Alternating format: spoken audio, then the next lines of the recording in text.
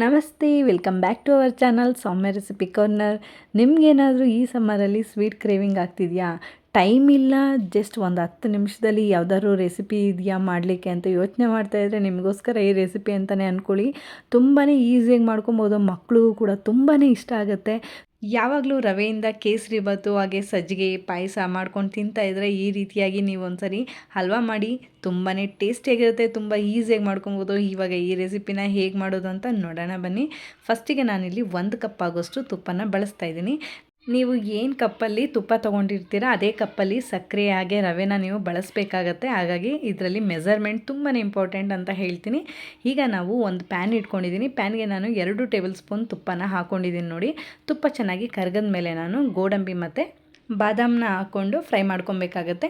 ನೀವು ಇಲ್ಲಿ ಬೇಕಾದರೆ ದ್ರಾಕ್ಷಿನೂ ಕೂಡ ನೀವು ಆ್ಯಡ್ ಮಾಡ್ಕೊಬೋದು, ಬಟ್ ನಾನಿವತ್ತು ದ್ರಾಕ್ಷಿನ ಬಳಸ್ತಾ ಇಲ್ಲ, ಜಸ್ಟ್ ಬಾದಾಮಿ ಮತ್ತು ಗೋಡಂಬಿನ ಹಾಕ್ಕೊಂಡಿದ್ದೀನಿ. ಇದು ನಮಗೆ ಸ್ವಲ್ಪ ಕಲರ್ ಚೇಂಜ್ ಆಗಬೇಕಾಗತ್ತೆ. ಸ್ವಲ್ಪ ನಮಗೆ ಗೋಲ್ಡನ್ ಬ್ರೌನಿಷ್ ಟರ್ನ್ ಆದಮೇಲೆ ನಾನು ಇದನ್ನು ಒಂದು ಪ್ಲೇಟ್ಗೆ ತೆಗೆದಿಟ್ಕೊಂಡ್ಬಿಡ್ತಾ ಇದ್ದೀನಿ. ಎಲ್ಲನೂ ಕೂಡ ಈ ಡ್ರೈ ಫ್ರೂಟ್ಸ್ನೆಲ್ಲ ನಾವು ತೆಗೆದಿಟ್ಕೊಂಡು ಮಿಕ್ಕಿರುವಂತಹ ತುಪ್ಪ ಏನಿತ್ತು ನೋಡಿ ಅದನ್ನು ನಾನಿವಾಗ ಪ್ಯಾನ್ಗೆ ಸೇರಿಸ್ತಾ ಇರುವಂತಹದ್ದು. ಮಿಕ್ಕಿರೋ ತುಪ್ಪ ಎಲ್ಲನೂ ಕೂಡ ನಾನು ಸೇರಿಸ್ಕೊತಾ ಇದ್ದೀನಿ. ಈಗ ನಮಗೆ ತುಪ್ಪ ಚೆನ್ನಾಗಿ ಇದು ಕರಗಬೇಕಾಗತ್ತೆ. ಕರಗದ ಮೇಲೆ ನಾನು ಇದಕ್ಕೆ ನಾವು ತೊಗೊಂಡಿರೋಂತಹ ಕಪ್ಪಲ್ಲಿ ರವೆನ ಸೇರಿಸ್ತಾ ಇದ್ದೀನಿ. ತುಪ್ಪ ಏನು ಕಪ್ಪಲ್ಲಿ ತೊಗೊಂಡಿದೆ ಅದೇ ಕಪ್ಪಲ್ಲೇ ರವೆನ ನಾನು ತೊಗೊಂಡು ಸೇರಿಸ್ತಾ ಇರುವಂತಹದ್ದು. ಈಗ ನೋಡಿ, ನೀವು ರವೆನ 1 ಕಪ್ ಆಗೋಷ್ಟು ಸೇರಿಸ್ತಾ ಇದ್ದೀನಿ. ಇದನ್ನು ನಾವು ಕಲರ್ ಚೇಂಜ್ ಆಗೋ ತನಕನೂ ನಾವು ಇದನ್ನು ನಿಧಾನವಾಗಿ ಫ್ರೈ ಮಾಡ್ಕೊಬೇಕಾಗತ್ತೆ. ಈ ಸ್ವೀಟ್ ರೆಸಿಪಿ ಮಾಡಲಿಕ್ಕೆ ನಮಗೆ ಹಾರ್ಡ್ಲಿ 10 ಮಿನಿಟ್ಸ್ ಆದರೆ ಸಾಕಾಗುತ್ತೆ. ಹಾಗಂತ ನಾವು ಇದನ್ನು ಹೈ ಫ್ಲೇಮಲ್ಲಿ ಮಾಡೋಕ್ಕಾಗಲ್ಲ, ಮೀಡಿಯಮ್ ಫ್ಲೇಮ್ ಅಥವಾ ಲೋ ಫ್ಲೇಮಲ್ಲೇ ಮಾಡ್ಕೊಬೇಕಾಗತ್ತೆ. ಈ ರವೆ ನಮಗೆ ಗೋಲ್ಡನ್ ಬ್ರೌನಿಷ್ ಆಗಿ ಟರ್ನ್ ಆಗೋ ತನಕನೂ ನಾವು ಇದನ್ನು ಫ್ರೈ ಮಾಡ್ಕೊಬೇಕಾಗತ್ತೆ. ರವೆ ಹೀಗೇ ನಮಗೆ ನಿಧಾನವಾಗಿ ಫ್ರೈ ಆಗ್ತಾ ಇರಲಿ. ಅಷ್ಟರಲ್ಲಿ ನಾನು ಸ್ವಲ್ಪ ನೀರನ್ನ ಚೆನ್ನಾಗಿ ಬಿಸಿ ಮಾಡ್ಕೊಬೇಕಾಗತ್ತೆ. ಅದಕ್ಕೋಸ್ಕರ ನಾನು ಒಂದು ಪಾತ್ರೆ ಇಟ್ಕೊಂಡು ಆ ಪಾತ್ರೆಗೆ ನಾನು 3 ಕಪ್ ಆಗೋಷ್ಟು ನೀರನ್ನ ಸೇರಿಸ್ತಾ ಇದ್ದೀನಿ. 1 ಕಪ್ ರವಾಗೆ ನಾವು 3 ಕಪ್ ಆಗೋಷ್ಟು ನೀರನ್ನ ಸೇರಿಸ್ಕೊಬೇಕಾಗತ್ತೆ. ಆ ನೀರು ಜೊತೆಗೆ ನಾನು ಒಂದು 10 ಕೇಸರಿ ದಳನೂ ಕೂಡ ಸೇರಿಸ್ತಾ ಇದ್ದೀನಿ. ಕಲರ್ಗೋಸ್ಕರ ತುಂಬ ಚೆನ್ನಾಗಿ ಬರುತ್ತೆ. ಇವಾಗ ನೀವು ನೋಡ್ತಾ ಇದ್ದೀರಾ ಕುದಿಯೋದಕ್ಕೂ ಸ್ಟಾರ್ಟ್ ಆಗಿದೆ.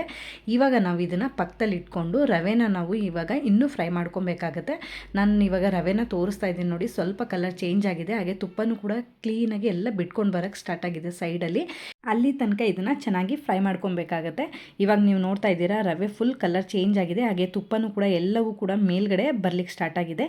ಈಗ ನಾನು 1 ಟೇಬಲ್ ಸ್ಪೂನ್ ಆಗೋಷ್ಟು ಇದಕ್ಕೆ ಕಡಲೆ ಹಿಟ್ಟನ್ನ ಆ್ಯಡ್ ಮಾಡ್ತಾ ಇದ್ದೀನಿ. ಕಡಲೆ ಹಿಟ್ಟು ಹಾಕೋದ್ರಿಂದ ನಮಗೆ ಒಳ್ಳೆ ಕನ್ಸಿಸ್ಟೆನ್ಸಿ ಕೊಡುತ್ತೆ. ಅದಕ್ಕೋಸ್ಕರ ನಾವು 1 ಟೇಬಲ್ ಸ್ಪೂನು ಕಡಲೆ ಹಿಟ್ಟನ್ನ ಆ್ಯಡ್ ಮಾಡ್ಕೊಂಡಿದ್ದೀನಿ. 1 ಕಪ್ ರವೆಗೆ ನಮಗೆ 1 ಟೇಬಲ್ ಸ್ಪೂನು ಕಡಲೆ ಹಿಟ್ಟು ಸಾಕಾಗುತ್ತೆ. ಈಗ ನಾವು ಅದು ಫ್ರೈ ಆದಮೇಲೆ ಇವಾಗ ನಾವು ರೆಡಿ ಮಾಡಿ ಇಟ್ಕೊಂಡಿರುವಂತಹ ಸ್ಯಾಫ್ರನ್ ನೀರು ಏನಿತ್ತಲ್ಲ ಅದನ್ನು ನಾನು 2 ಬ್ಯಾಚಾಗಿ ನಾನು ಸೇರಿಸ್ತಾ ಇದ್ದೀನಿ. ಸ್ವಲ್ಪನೇ ಹಾಕ್ಕೊಂಡು ಇದನ್ನು ಕ್ಲೀನಾಗಿ ಈ ರೀತಿಯಾಗಿ ಫ್ರೈ ಮಾಡ್ಕೊಬೇಕಾಗತ್ತೆ. ಇವಾಗ ನೀವು ನೋಡ್ತಾ ಇದ್ದೀರಾ ರವೆನೂ ಕೂಡ ಗಟ್ಟಿಯಾಗಿ ಬರಲಿಕ್ಕೆ ಸ್ಟಾರ್ಟ್ ಆಗಿದೆ.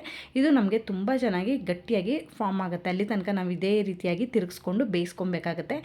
ಇವಾಗ ಇದು ಗಟ್ಟಿಯಾಗಲಿಕ್ಕೆ ಶುರು ಆದಮೇಲೆ ನಾನು 1 ಕಪ್ ಆಗೋಷ್ಟು ಸಕ್ಕರೆನ ಆ್ಯಡ್ ಮಾಡ್ತಾಯಿದ್ದೀನಿ. 1 ಕಪ್ ರವಾಗೆ 1 ಕಪ್ಪು ಸಕ್ಕರೆ ಆ್ಯಡ್ ಮಾಡಿದ್ರೆ ಸಾಕಾಗುತ್ತೆ. ನಿಮ್ಗೇನಾದ್ರು ಸ್ವೀಟು ಇನ್ನೂ ಬೇಕು ಅಂತ ಅನ್ಸಿದ್ರೆ 1.5 ಕಪ್ಪು ಕೂಡ ಹಾಕ್ಕೊಬೋದು, ಆದರೆ 1 ಕಪ್ ರವಾನೇ ಸಾಕಾಗುತ್ತೆ. ಇದನ್ನು ನಾವು ಹಾಕ್ಕೊಂಡು ಇವಾಗ ಸಕ್ಕರೆ ಎಲ್ಲ ನಮಗೆ ಮೆಲ್ಟ್ ಆಗಬೇಕು. ಅಲ್ಲಿ ತನಕ ಇದನ್ನು ನಾವು ಇದೇ ರೀತಿಯಾಗಿ ಬಿಸಿ ಮಾಡ್ಕೊತಾ ಇರಬೇಕಾಗತ್ತೆ. ಕೈ ಈ ರೀತಿ ಆಡಿಸೋದ್ರಿಂದ ಸಕ್ಕರೆ ನಮಗೆ ಬೇಗನೆ ಮೆಲ್ಟ್ ಆಗುತ್ತೆ ಮತ್ತು ಅದು ಒಳ್ಳೆ ಕನ್ಸಿಸ್ಟೆನ್ಸಿಗೆ ರೆಡಿ ಆಗುತ್ತೆ. ಅಲ್ಲಿ ತನಕ ನಾವು ಇದನ್ನು ಹೀಗೇ ಫ್ರೈ ಮಾಡ್ಕೊಬೇಕಾಗುತ್ತೆ. ನೀವು ನೋಡ್ತಾ ಇರ್ಬೋದು ಇವಾಗ ಒಂದು ಚೂರು ಕೂಡ ಅಂಟದಾಗೆ ತಳ ಎಲ್ಲ ಬಿಟ್ಕೊಂಡು ಬರೋಕ್ಕೆ ಸ್ಟಾರ್ಟ್ ಆಗಿದೆ. ಅಲ್ಲಿ ತನಕ ಆದರೆ ನಮಗೆ ಸಾಕಾಗುತ್ತೆ. ಈಗ ನಾನು ಇದಕ್ಕೆ ನಾವು ಮೊದಲೇ ಫ್ರೈ ಮಾಡ್ಕೊಂಡಿರೋಂತಹ ಡ್ರೈ ಫ್ರೂಟ್ಸ್ನ ಆ್ಯಡ್ ಮಾಡ್ಕೊಬೇಕಾಗತ್ತೆ. ಇದು ಈ ಫಾರ್ಮ್ಗೆ ರೆಡಿ ಆದಮೇಲೆ ನಾವು ಡ್ರೈ ಫ್ರೂಟ್ಸ್ನು ಕೂಡ ಆ್ಯಡ್ ಮಾಡಿಕೊಂಡು ಮಿಕ್ಸ್ ಮಾಡಿಕೊಂಡ್ರೆ ನಮಗೆ ಒಳ್ಳೆ ರವೆ ಹಲ್ವಾ ರೆಡಿ ಆಗುತ್ತೆ. ನೀವು ನೋಡ್ತಾ ಇದ್ದೀರಾ, ಜಸ್ಟ್ 10 ಮಿನಿಟ್ಸ್ ಇದ್ದರೆ ಸಾಕು, ತುಂಬಾ ಬೇಗ ಆಗುತ್ತೆ, ತುಂಬಾ ಈಸಿಯಾಗಿ ಮಾಡ್ಕೊಬೋದು, ತುಂಬ ಚೆನ್ನಾಗಿ ಈ ರೆಸಿಪಿ ರೆಡಿ ಆಗುತ್ತೆ. ನಿಮ್ಗೇನಾದ್ರು ಸಡನ್ ಕ್ರೇವಿಂಗ್ ಆಗ್ತಾಯಿದೆ ಸ್ವೀಟ್ ತಿನ್ನಬೇಕು ಅಂತ ಅಂದರೆ ಈ ರೆಸಿಪಿನ ನೀವು ಮಸ್ಟ್ ಆ್ಯಂಡ್ ಶುಡ್ ನೀವು ಟ್ರೈ ಮಾಡಲೇಬೇಕು. ತುಂಬ ಚೆನ್ನಾಗಿ ಬರುತ್ತೆ. ಇವಾಗ ನೀವು ನೋಡ್ತಾ ಇದ್ದೀರಾ ಆ ತುಪ್ಪನೂ ಕೂಡ ಮೇಲ್ಗಡೆ ಎಷ್ಟು ಚೆನ್ನಾಗಿ ಬಿಟ್ಕೊಂಡು ಬರಲಿಕ್ಕೆ ಸ್ಟಾರ್ಟ್ ಆಗಿದೆ ಅಂತ ಹೇಳಿ. ಇಷ್ಟಾದರೆ ನಮಗೆ ಹಲ್ವಾ ಪರ್ಫೆಕ್ಟಾಗಿ ರೆಡಿಯಾಗಿದೆ ಅಂತಲೇ ಹೇಳ್ತೀನಿ. ನಿಮಗೇನಾದ್ರೂ ಸಡನ್ನಾಗಿ ಸ್ವೀಟ್ ಕ್ರೇವಿಂಗ್ ಆಗ್ತಾ ಇದೆ ಅಂದರೆ ಇದನ್ನು ಮಿಸ್ ಮಾಡ್ದೇ ಟ್ರೈ ಮಾಡಿ. ಇದನ್ನು ನೀವು ಬಿಸಿ ಬಿಸಿ ಇದ್ದಾಗಲೇ ಸರ್ವ್ ಮಾಡ್ಕೊಂಡು ತಿಂತಾರೆ ತುಂಬಾ ಇಷ್ಟಪಡ್ತೀರಾ, ತುಂಬ ಚೆನ್ನಾಗಿ ಬರುತ್ತೆ. ನೀವು ಡೆಫಿನೆಟ್ಲಿ ಈ ರೆಸಿಪಿನ ನೀವು ಒಂದ್ಸರಿ ಮಸ್ಟ್ ಆ್ಯಂಡ್ ಶುಡ್ ನೀವು ಟ್ರೈ ಮಾಡಲೇಬೇಕು. ಟ್ರೈ ಮಾಡಿದ್ಮೇಲೆ ರೆಸಿಪಿ ಹೇಗೆ ಬಂತು ಅಂತ ನನಗೆ ತಪ್ಪದೆ ಕಾಮೆಂಟ್ ಮಾಡಿ ತಿಳಿಸಿ, ಓಕೆನಾ? ಐ ಹೋಪ್ ಈ ವಿಡಿಯೋ ನಿಮಗೆ ಇಷ್ಟ ಆಗಿದೆ ಅಂತ ಭಾವಿಸ್ತೀನಿ. ಈ ವಿಡಿಯೋ ಇಷ್ಟ ಆಗಿದೆ ವಿಡಿಯೋಗೆ ಲೈಕ್, ಶೇರ್, ಕಾಮೆಂಟ್ ಮಾಡೋದು ಮರಿಬೇಡಿ. ಹಾಗೆ ವಿಡಿಯೋ ಯೂಸ್ಫುಲ್ ಅನ್ಸಿದ್ರೆ ನಿಮ್ಮ ಫ್ರೆಂಡ್ಸ್ ಆ್ಯಂಡ್ ಫ್ಯಾಮಿಲಿ ಎಲ್ಲೂ ಕೂಡ ವಿಡಿಯೋನ ಶೇರ್ ಮಾಡಿ ಅಂತ ಕೇಳ್ತಾ, ಯಾರೆಲ್ಲ ನನ್ನ ಚಾನಲ್ನ ಸಬ್ಸ್ಕ್ರೈಬ್ ಮಾಡ್ಕೊಂಡು ನೋಡ್ತಾ ಇದ್ದೀರಾ, ಥ್ಯಾಂಕ್ ಯು ಸೋ ಮಚ್. ಹಾಗೆ ಸಬ್ಸ್ಕ್ರೈಬ್ ಮಾಡ್ಕೊಳ್ದೆ ನೋಡ್ತಾ ಇದ್ದಾರೆ ಖಂಡಿತವಾಗ್ಲೂ ಈ ಕೂಡಲೇ ಸಬ್ಸ್ಕ್ರೈಬ್ ಮಾಡ್ಕೊಳ್ಳಿ. ಹಾಗೆ ನೋಟಿಫಿಕೇಷನ್ ಆನ್ ಮಾಡ್ಕೊಳ್ಳೋದ್ರಿಂದ ನಾನು ಹಾಕೋ ಪ್ರತಿ ವಿಡಿಯೋನೂ ಕೂಡ ನೀವು ಮಿಸ್ ಮಾಡದೆ ನೋಡ್ಬೋದು ಅಂತ ಹೇಳ್ತಾ, ಮುಂದಿನ ರೆಸಿಪಿಯೊಂದಿಗೆ ಸಿಗ್ತೀನಿ. ಅಲ್ಲಿವರೆಗೂ ನನ್ನ ಪ್ರೀವಿಯಸ್ ವಿಡಿಯೋನ ಚೆಕ್ಔಟ್ ಮಾಡ್ತಾ ಇರಿ. Thank you so much for watching this video. Stay tune.